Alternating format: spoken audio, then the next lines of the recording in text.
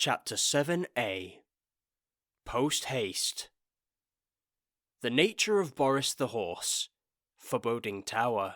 Mr. Lipvig cools off. The lady with buns on her ears. Invitation accepted. Mr. Robinson's box. A mysterious stranger. Hobson had tried Boris as a racehorse, and he would have been a very good one, if it were not for his unbreakable habit, at the off, for attacking the horse next to him, and jumping the railings at the first bend.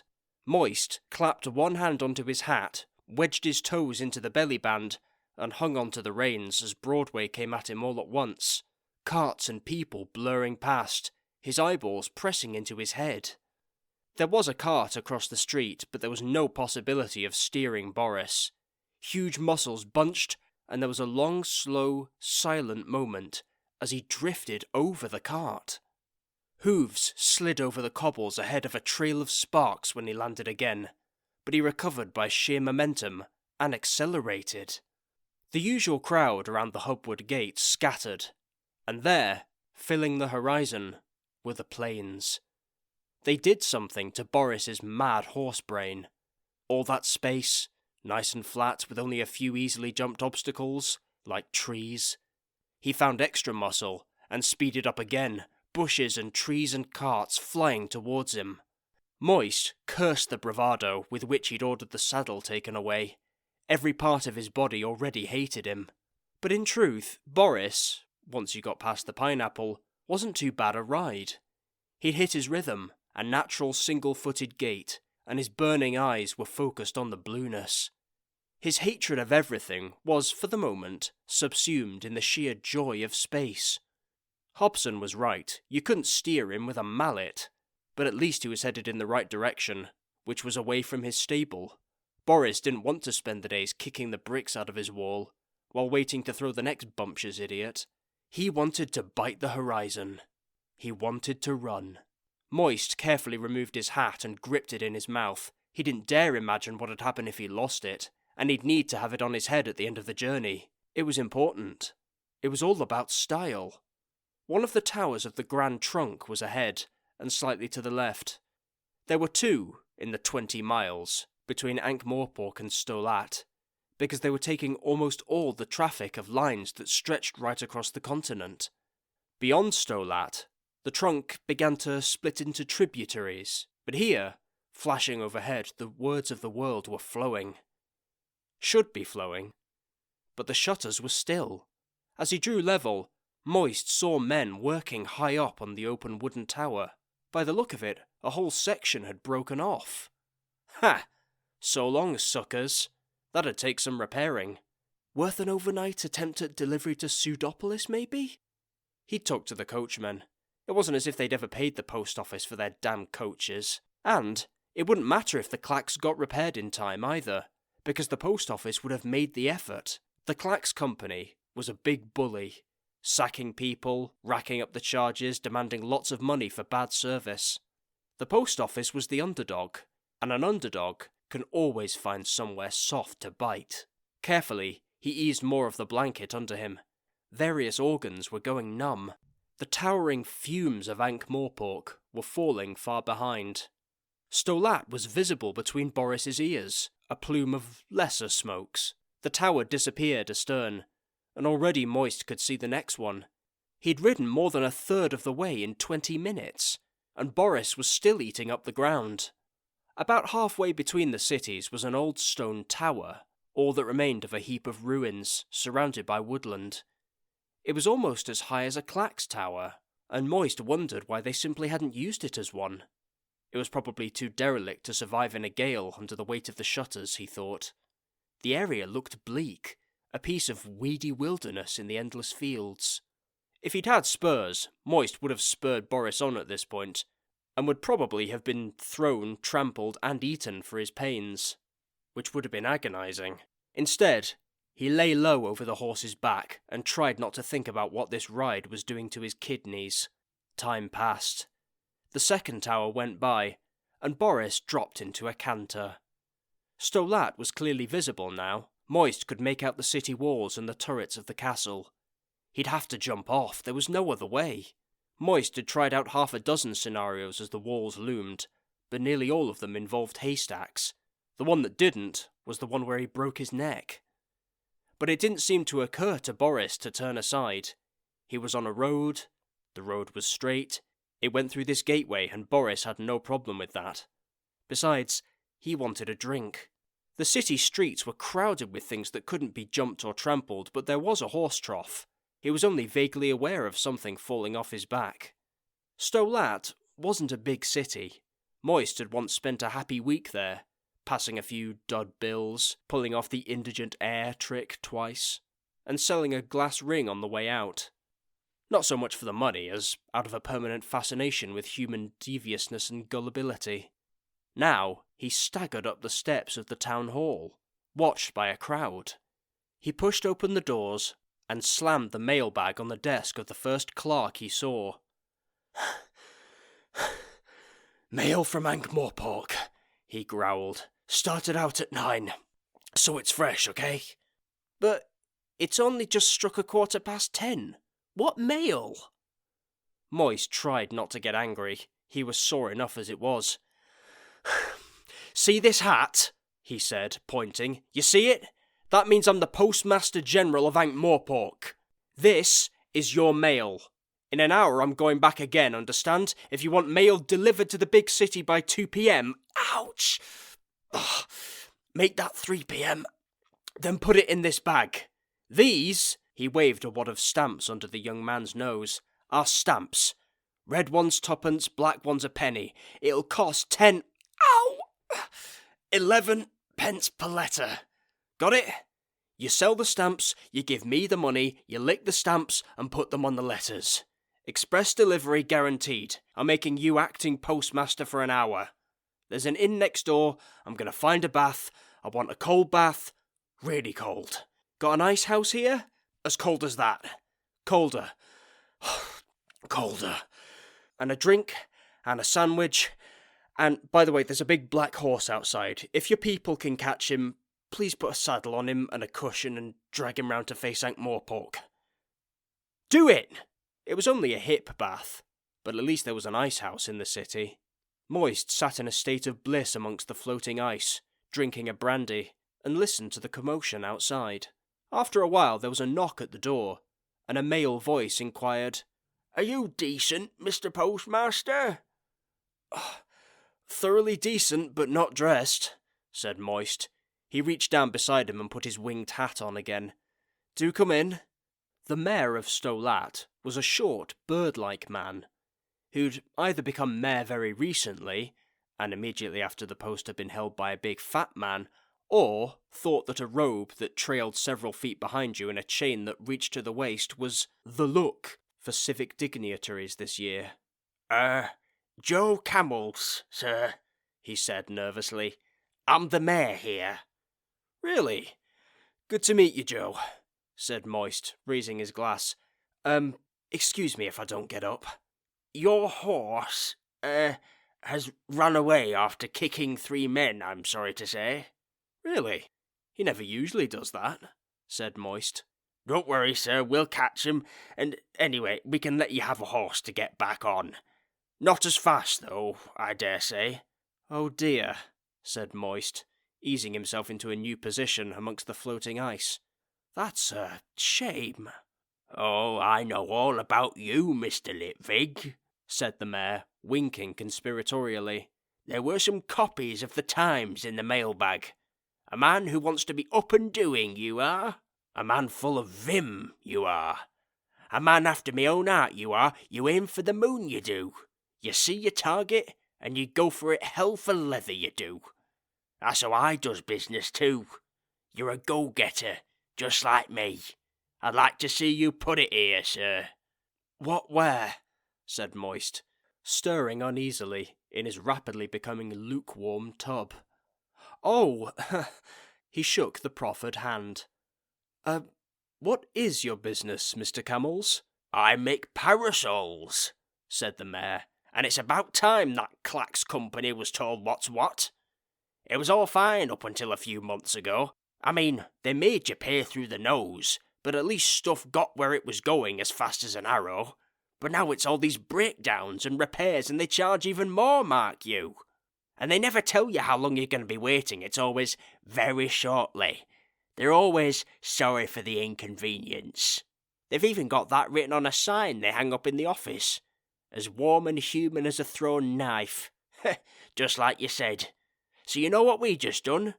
We went round to the Clacks Tower in the city and had a serious word with young Davy, who's a decent lad, and he gave us back all the overnight clacks for the big city that never got sent. How about that, eh? Won't he get into trouble? He says he's quitting anyway. None of the boys like the way the company's run now. They've all been stamped for you, just like you said. Well, I'll let you get dressed, Mr. Litvig. Your horse is ready. He stopped at the door. Oh, just one thing, sir. About them stamps. Yes. Is there a problem, Mr. Camels? Said Moist. Not as such, sir. I wouldn't say anything against Lord Vetinari, sir, or Ankh-Morpork, said a man living within 20 miles of a proud and touchy citizenry. But, it doesn't seem right, licking Ankh-Morpork stamps. Couldn't you print up a few for us? We've got a queen. Nice girl. She'd look good on a stamp. We're an important city, you know. Oh, I'll see what I can do, Mr. Camels. Got a picture of her, by any chance? They'll all want one, he thought, as he got dressed. Having your own stamps could be like having your own flag, your own crest. It could be big, and I bet I could do a deal with my friend Mr. Spools. Oh, yes. Doesn't matter if you haven't got your own post office, you've got to have your own stamp. An enthusiastic crowd saw him off on a horse which, while no Boris, did his best, and seemed to know what reins were for. Moist gratefully accepted the cushion on the saddle too. That added more glitter to the glass. He'd ridden so hard he needed a cushion. He set off with a full mailbag. Amazingly, once again, people had bought stamps just to own them. The times had got around. Here was something new, so people wanted to be a part of it. Once he was cantering over the fields, though, he felt the fizz die away. He was employing Stanley, a bunch of game but creaky old men, and some golems. He couldn't keep this up. But the thing was, you added sparkle. You told people what you intended to do, and they believed you could do it. Anyone could have done this ride. No one had. They kept waiting for the clacks to be repaired. He took things gently along the road, speeding up as he passed the clacks tower that had been under repair. It was still under repair, in fact, but he could see more men around it, and high up on the tower. There was a definite suggestion that repair work was suddenly going a lot faster. As he watched, he was sure he saw someone fall off. It probably wouldn't be a good idea to go over there and see if he could help, though. Not if he wanted to continue to go through life with his own teeth. Besides, it was a long, long drop all the way down to the cabbage fields, handily combining death and burial at the same time. He speeded up again when he reached the city. Somehow, trotting up to the post office steps was not an option. The queue, still a queue, cheered when he cantered up. Mr. Grote came running out, insofar as a crab could run. "Can you make another delivery to Stolat, sir?" he shouted. "Got a full bag already, and everyone's asking when you'll be taking them to Pseudopolis and Quirm. Got one here for Lenka, too." "What? That's 500 damn miles, man!" Moist dismounted, although the state of his legs turned the action into more of a drop. "It's all got a bit busy since you were away," said Grote, steadying him. "Oh, yes, indeed, and got enough people. But there's people wanting jobs, too, since the paper came out. People from the old Postal families, just like me. Even some more workers out of retirement. I took the liberty of taking them on, pro tem for the time being, seeing as I'm acting postmaster. I hope that's all right with you, sir. And Mr. Spools is running off more stamps. I've twice had to send Stanley up for more. I hear we'll have the early fivepennies and the dollars out tonight. Great times, eh, sir?" "Yes," said Moist. Suddenly the whole world had turned into a kind of Boris, moving fast, inclined to bite, and impossible to steer. The only way not to be ground down was to stay on top. Inside the hall, extra makeshift tables had been set up. They were crowded with people. "We're selling them the envelopes and the paper," said Grote. "The ink is free gratis." "Did you think that up yourself?" said Moist. No, it's what we used to do, said Groat. Miss McAlariat got a load of cheap paper from Spools. Miss McAlariat, said Moist. Who's Miss McAlariat? Very old post office family, sir, said Groat. She's decided to work for you. He looked a little nervous. Sorry, said Moist. She has decided to work for me. Well, you know what it's like with post office people, sir, said Groat. We don't like to... Are you the postmaster? Said a withering voice behind Moist. The voice went into his head, bore down through his memories, riffled through his fears, found the right levers, battened onto them, and pulled. In Moist's case, it found Frau Chambers. In the second year at school, you were precipitated out of the warm, easy-going kindergarten of Frau Tissell, smelling of finger paint, salt dough, and inadequate toilet training, and onto the cold benches, governed by Frau Chambers, smelling of education. It was as bad as being born, with the added disadvantage that your mother wasn't there. Moist automatically turned and looked down. Yes, there they were, the sensible shoes, the thigh-black stockings that were slightly hairy, the baggy cardigan. Oh yes, the cardigan. Frau Chambers used to stuff the sleeves with handkerchiefs, and the glasses, and the expression like an early frost. And her hair was plaited and coiled up on either side of her head, in those discs that back home in Ubervold had been called snails, but in Ankh-Morpork put people in mind of a woman with a curly iced bun clamped to each ear. Now look here, Miss McAlariat, he said firmly. I am the postmaster here, and I'm in charge. And I do not intend to be browbeaten by a member of the counter-staff just because their ancestors worked here. I do not fear your clumpy shoes, Miss McAlariat. I smile happily in the teeth of your icy stare. Fie on you! Now I am a grown man, Frau Chambers. I will not quake at your sharp voice, and will control my bladder perfectly however hard you look at me. Oh yes, indeed. For I am the postmaster, and my word here is law. That was the sentence his brain said. Unfortunately, it got routed through his trembling backbone on the way to his mouth, and issued from his lips as, yes? Which came out as a squeak. Mr. Lipvig, I ask you, I have nothing against them, but are these golems you're employing in my post office gentlemen or ladies? The terrible woman demanded. This was sufficiently unexpected to jolt Moist back into something like reality. What? He said. I don't know. What's the difference? A bit more clay? Less clay? Why? Miss McAlariat folded her arms, causing both Moist and Mr. Groat to shy backwards. I hope you're not funning with me, Mr. Lipvig, she demanded. What? Funning? I never fun. Moist tried to pull himself together. Whatever happened next, he could not be made to stand in the corner. I do not fun, Miss McAlariat, and have no history of funning, and even if I were inclined to funning, Miss McAlariat, I would not dream of funning with you. What is the problem? One of them was in the ladies' rest room, Mr. Lipvig, said Miss McAlariat. Doing what? I mean, they don't eat, so... Cleaning it, apparently, said Miss McAlariat, contriving to suggest that she had dark suspicions on this point. But I have heard them referred to as Mr. Well, they do odd jobs all the time because they don't like to stop working, said Moist. And we prefer to give them Mr. as an honorific because it sounds wrong, and there are some people, yes, some people for whom the word Miss is not appropriate. Miss McAlariat.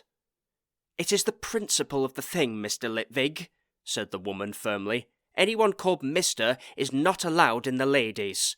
That sort of thing can only lead to hanky-panky. I will not stand for it, Mr. Lipvig. Moist stared at her. Then he looked up at Mr. Pump, who was never far away. Mr. Pump, is there any reason why one of the golems can't have a new name? He said, in the interest of hanky-panky avoidance. No, Mr. Lipvig, the golem rumbled. Moist turned back to Miss McAlariat. Would Gladys do, Miss McAlariat? Gladys will be sufficient, Mr. Lipvig, said Miss McAlariat, more than a hint of triumph in her voice. She must be properly clothed, of course. Clothed, said Moist weakly. But a golem isn't... It doesn't... They don't have... He quailed under the glare and gave up. Yes, Miss McAlariot. Something gingham, I think, Mr. Pump?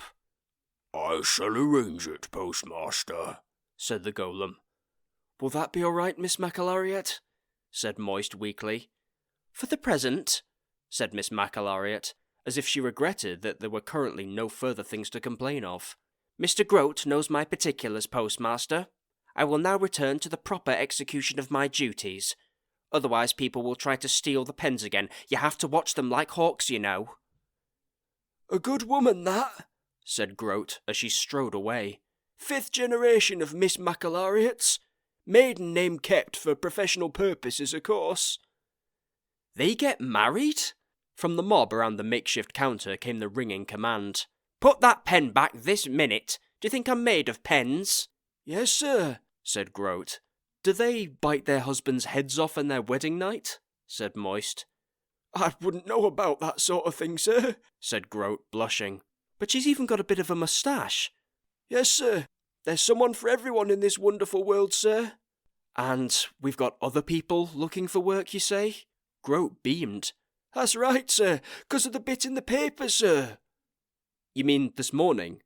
Well, I expect that helped, sir, said Grote, but I reckon it was the lunchtime edition that did it. What lunchtime edition? We're all over the front page, said Grote proudly. I put a copy on your desk upstairs. Moist pushed the Stolat mailbag into the man's arms. Get this sorted, he said. If there's enough mail for another delivery to go, find some kid who's mad for a job and put him on a horse and get him to take it. Doesn't have to be fast, we'll call it the overnight delivery. Tell him to see the mayor and come back in the morning with any fresh mail. Right you are, sir, said Grote. We could do an overnight to Quirm and Pseudopolis too, if we could change horses like the mail coaches do. Hang on, why can't the mail coaches take it? Said Moist. Hell, they're still called mail coaches, right? We know they take stuff from anyone on the quiet. Well, the post office is back in business. They take our mail. Go and find whoever runs them and tell them so. Yes, sir, said Grote, beaming. Thought about how we're going to send post to the moon yet, sir? One thing at a time, Mr. Grote. Well, that's not like you, sir, said Grote cheerfully. All at once is more your style, sir. I wish it wasn't, Moist thought, as he eased his way upstairs. But you had to move fast. He always moved fast. His whole life had been movement. Move fast, 'cause you never know what's trying to catch you up. He paused on the stairs. Not Mr. Pump. The golem hadn't left the post office. He hadn't tried to catch him up. Was it that he'd been on postal business? How long could he be away on postal business? Could he fake his death, maybe? The old pile of clothes on the seashore trick? Worth remembering. All he needed was a long enough start. How did a golem's mind actually work? He'd have to ask Miss Deerheart. He'd been flying so high that he'd asked her out. That might be a problem now, because most of the lower part of his body was on fire, not especially for Miss Deerheart. Oh well, he thought, as he entered the office. Perhaps he could find a restaurant with really soft seats. Faster than the speed of light. Old-fashioned mail beats clacks. Postmaster delivers. Says snook not cocked. Amazing scenes at post office. The headlines screamed at him as soon as he saw the paper. He almost screamed back. Of course he'd said all that, but he'd said it to the innocent smiling face of Miss Saccharissa Cripslock, not to the whole world. And then she'd written it all down truthfully, and suddenly you got this.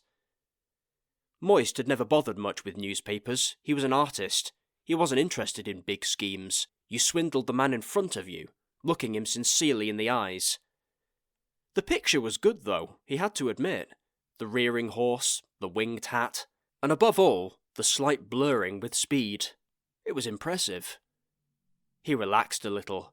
The place was operating after all. Letters were being posted, mail was being delivered. Okay, so a major part of it all was that the clacks wasn't working properly. But maybe in time people would see that a letter to your sister in Stolat didn't need to cost 30 pence to maybe get there in an hour, but might as well cost a mere 5 pence to be there in the morning. Stanley knocked at the door and then pushed it open. Cup of tea, Mr. Litvig, he said. And a bun, sir. Oh, you're an angel in heavy disguise, Stanley, said Moist, sitting back with care and wincing. Yes, thank you, sir, said Stanley solemnly. Got some messages for you, sir. Thank you, Stanley, said Moist. There was a lengthy pause until he remembered that this was Stanley he was talking to, and added, Please tell me what they are, Stanley. The golem lady came in and said... Stanley closed his eyes. Tell the streak of lightning he'll have another 8 golems in the morning, and if he's not too busy working miracles, I'll accept his invitation to dine at 8 at La Fleur Heureux, meeting at the Mended Drum at 7. The Happy Liver. Are you sure? But of course it would be correct. This was Stanley. Even the damn soup there is $15, said Moist. And you have to wait 3 weeks for an appointment to be considered for a booking. They weigh your wallet. How does she think I... His eye fell on Mr. Robinson's box, sitting innocently in the corner of the office. He liked Miss Dearheart. Most people were... accessible. Sooner or later you could find the springs that worked them. Even Miss McAlariat would have a lever somewhere, although it was a horrible thought. But Adora Bell fought back. And to make sure, fought back even before she was attacked. She was a challenge, and therefore, fascinating. She was so cynical, so defensive, so spiky. And he had a feeling that she could read him much, much better than he read her. All in all, she was intriguing, and looked good in a severely plain dress. Don't forget that bit. Okay. Thank you, Stanley, he said. Anything else? The boy put a sheet of slightly damp greeny-grey stamps on the desk. The first $1 stamp, sir, he announced. My word. Mr. Spools has done a good job here, said Moist, staring at the hundreds of little green pictures of the university's Tower of Art. It even looks worth $1. Yes, sir. You hardly noticed the little man jumping from the top, said Stanley. Moist snatched the sheet from the boy's hand. What? Where? You need a magnifying glass, sir. And it's only on a few of them. In some of them he's in the water. Mr. Spools is very sorry, sir. He says it may be some kind of induced magic. You know, sir? Like, even a picture of a wizard's tower might be a bit magical itself. There's a few faults on some of the others too. The printing went wrong on some of the blackpenny ones, and Lord Vetinari's got grey hair, sir. Some haven't got gum on, but they're alright because some people have asked for them that way. Why? They say they're as good as real pennies, and a whole lot lighter, sir. Do you like stamps, Stanley? Said Moist kindly. He was feeling a lot better in a seat that didn't go up and down. Stanley's face lit up. Oh, yes, sir. Really, sir, they're wonderful, sir. Amazing, sir. Moist raised his eyebrows. As good as that, eh? It's like being there when they invented the first pin, sir. Stanley's face glowed. Really? The first pin, eh? Said Moist. Outstanding. Well, in that case, Stanley, you are head of stamps. The whole department, which is in fact you. How do you like that? I imagine you already know more about them than anyone else. Oh, I do, sir. For example, on the very first run of the penny stamps, they used a different type of... Good, said Moist hurriedly. Well done. Can I keep this first sheet as a souvenir? Of course, sir, said Stanley. Head of stamps, sir. Wow. Is there a hat? If you like, said Moist generously, folding up the sheet of stamps and putting them in his inside pocket. So much more convenient than dollars. Wow, indeed. Or perhaps a shirt, he added. You know, ask me about stamps. Good idea, sir. Can I go and tell Mr. Groat, sir? He'd be so proud of me. Off you go, Stanley, said Moist. But come back in 10 minutes, will you? I'll have a letter for you to deliver. Personally. Stanley ran off. Moist opened the wooden box, which fanned out its trays obediently, and flexed his fingers. It seemed that anyone who was... well, anyone in the city, had their paper printed by Teamer and Spools. Moist thumbed through his recently acquired paper samples and spotted the Grand Trunk Company. as fast as light, from the office of the chairman. It was tempting. Very tempting. They were rich. Very rich. Even with the current trouble, they were still very big. And Moist had never met a head waiter who hated money. He found a copy of yesterday's Times. There'd been a picture. Yes, here. There was a picture of Reacher Gilt, chairman of the Grand Trunk at some function. He looked like a better class of pirate. A buccaneer, maybe, but one who took the time to polish his plank. That flowing black hair, that beard, that eye patch, and... oh gods, that cockatoo. That was a look, wasn't it? Moist hadn't paid much attention to the Grand Trunk Company. It was too big, and from what he'd heard, it basically employed its own army. Things could be tough in the mountains, where you're often a long way from anything that resembled a watchman. It wasn't a good idea to steal things from people who did their own law enforcement. They tended to be very definite. But what he was intending wouldn't be stealing. It might not even be breaking the law. Fooling a maitre d' was practically a public service. He looked at the picture again. Now, how would a man like that sign his name? Flowing yet small. That would be the handwriting of Reacher Gilt. He was so florid, so sociable, so huge a personality, that one who was good at this sort of thing might wonder if another shard of glass was trying to sparkle like a diamond. And the essence of forgery is to make, by misdirection and careful timing, the glass look so much more like a diamond than a diamond does. Well, it was worth a try. It was not as though he was going to swindle anyone, as such. Small yet flowing, yes, but someone who'd never seen the man's writing would expect it to be extravagantly big and curly, just like him. Moist poised the pen over the headed paper, and then wrote, Maitre d', le foie heureux. I would be most grateful if you could find a table for my good friend Mr. Lipvig, and his lady, at 8 o'clock tonight. Reacher Gilt. Most grateful. That was good. The Reacher Gilt persona probably tipped like a drunken sailor. He folded the letter, and was addressing the envelope when Stanley and Grote came in. You've got a letter, Mr. Lipvig, said Stanley proudly. Yes, here it is, said Moist. No, I mean, here's one for you, said the boy.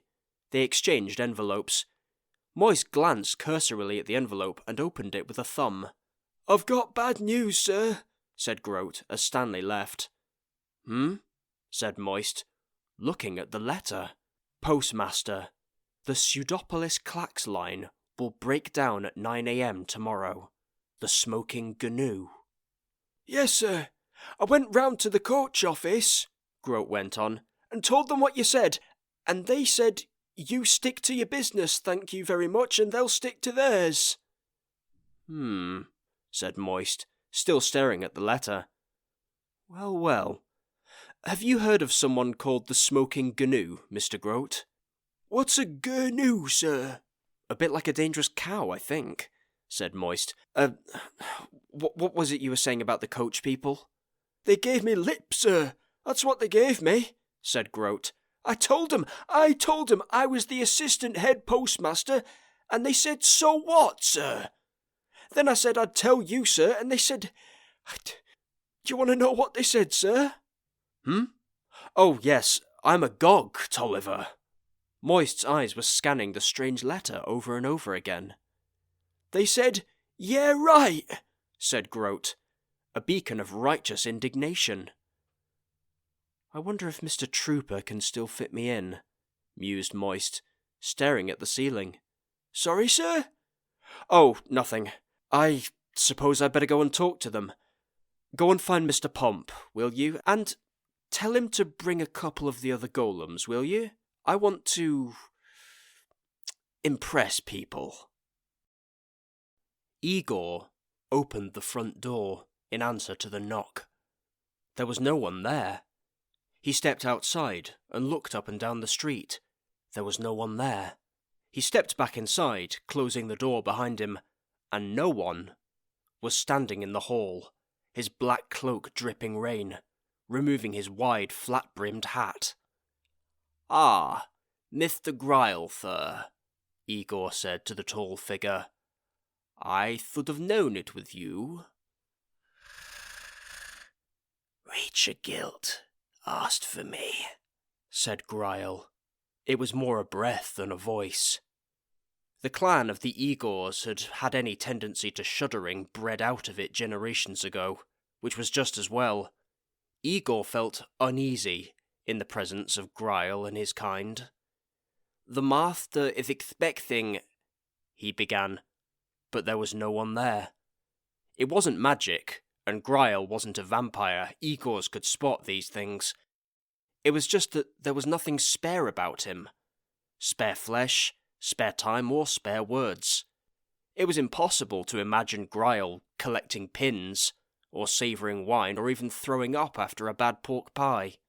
The picture of him cleaning his teeth, or sleeping, completely failed to form in the mind.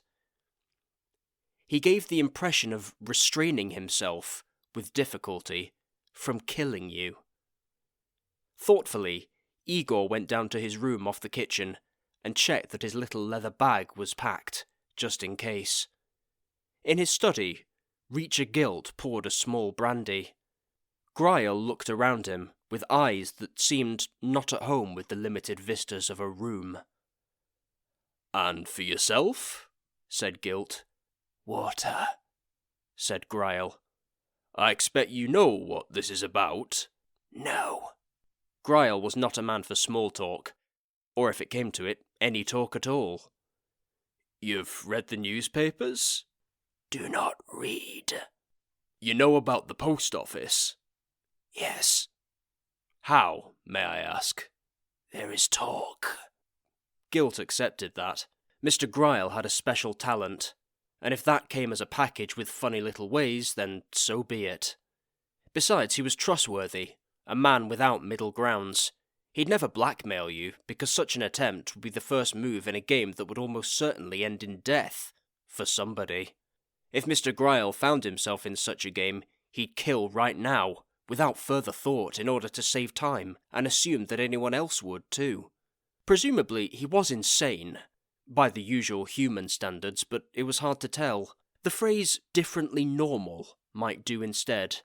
After all, Gryle could probably defeat a vampire within 10 seconds, and had none of a vampire's vulnerabilities, except perhaps an inordinate fondness for pigeons. He'd been a real find. "And you've discovered nothing about Mr. Lipvig?" Guilt said. "No. Father dead. Mother dead. Raised by grandfather. Sent away to school. Bullied. Ran away. Vanished," said the tall figure. I wonder where he's been all this time. Or who he's been." Gryle didn't waste breath on rhetorical questions. "He is a nuisance." "Understood." And that was the charm. Gryle did understand. He seldom needed an order, you just had to state the problem. The fact that it was Gryle that you were stating it to went a long way towards ensuring what the solution was likely to be. "The post office building is old and full of paper. Very dry paper," said Guilt. "It would be regrettable if the fine old place caught fire." "Understood." And that was another thing about Gryle. He really did not talk much. He especially did not talk about old times, and all the other little solutions he had provided for Reacher Guilt, and he never said things like, "What do you mean?" He understood. "Require $1,300, he said. "Of course," said Guilt. "I will clax it to your account in—" "We'll take cash," said Gryle. "Gold? I don't keep that much around," said Guilt. "I can get it in a few days, of course, but I thought you preferred—" "I do not trust the semaphore now." "But our ciphers are very well—" "I do not trust the semaphores now," Gryle repeated. "Very well." "Description," said Gryle. "Well, no one seems to remember what he looks like," said Guilt. "But he always wears a big golden hat with wings, and he has an apartment in the building." For a moment, something flickered around Gryle's thin lips. It was a smile, panicking at finding itself in such an unfamiliar place. "Can he fly?" he said. Alas, he doesn't seem inclined to venture into high places, said Gilt. Gryle stood up. "I will do this tonight." Good man. Or rather... "Understood," said Gryle.